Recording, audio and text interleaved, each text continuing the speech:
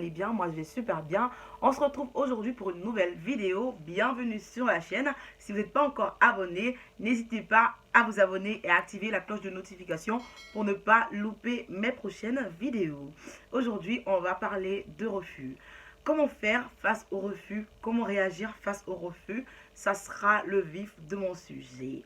Alors, actuellement, il y a plein de personnes qui ont déjà passé leur entretien, qui ont déjà payé les frais pour Campus France et tout, et qui attendent que des réponses. Déjà, je vais vous demander d'être patient parce que chaque université va traiter votre cas selon le nombre de temps qu'elle a accordé à la procédure Campus France, parce qu'il faut savoir qu'il y a aussi Parcoursup, il y a aussi des étudiants qui vont vouloir se faire transférer d'une université à une autre en France, et il y a aussi des étudiants qui vont vouloir venir d'Afrique, des États-Unis et d'où vous voulez.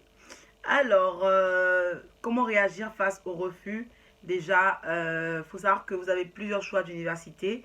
Pour ceux qui poursuivent pour la L1, ils ont trois choix d'université. Si ta première université, elle a refusé, sachant que c'est ton choix principal, sachant que tu l'as mis par ordre de mérite, par ordre de souhait, tu seras un petit peu déçu, mais faut pas se dire que c'est genre c'est terminé quoi. Faut attendre les prochains résultats tout simplement. Après si vous postulez pour la L1, c'est sûrement que vous avez soit vous êtes en terminale, soit vous êtes déjà en L1. Donc si vous êtes en terminale, vous allez devoir attendre les résultats du bac.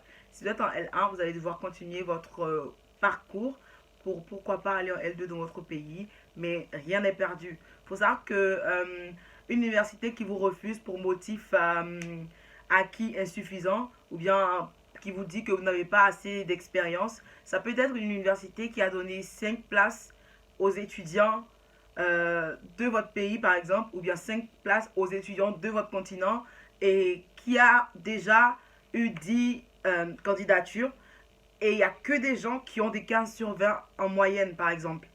Donc, face à eux, on dit de vous que vous êtes un étudiant qui n'a pas tous les acquis ou bien on dit de vous que vous êtes un étudiant qui n'a pas les capacités pour venir dans cette université. Mais ça ne veut pas dire qu'ils sont en train de dire que vous n'avez pas les acquis.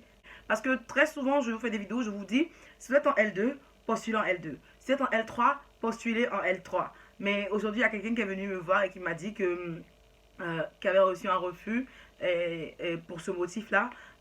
Et j'étais en train de réfléchir, je me suis dit, voilà, si tu es en L2 et que tu poursuis pour la L2, il n'y a, a pas de raison qu'on te dise que tu n'as pas les acquis en fait.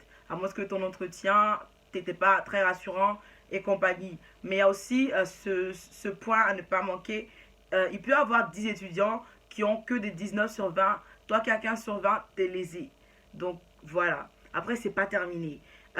On peut aussi avoir des réponses en désordre, c'est-à-dire c'était pas ta première université qui répond en premier et du coup l'université peut te refuser, tu vois. C'est vraiment pas super dramatique parce qu'en soi tu espérais pas aller dans cette université. Dans ton cœur tu voulais être ta première université. Donc tout le temps faut patienter.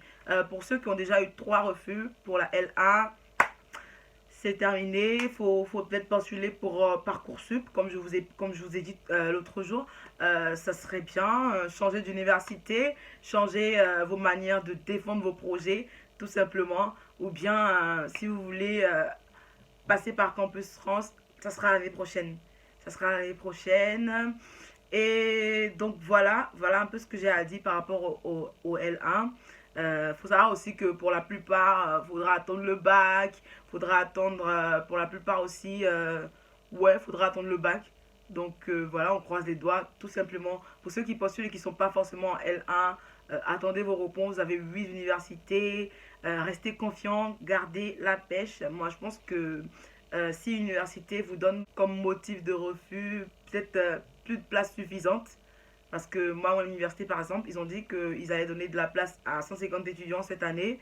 Donc, faut te dire que s'il y en a 149 qui ont 15 de moyenne, c'est pas évident que ceux qui ont 11 de moyenne puissent être pris en max. Voilà.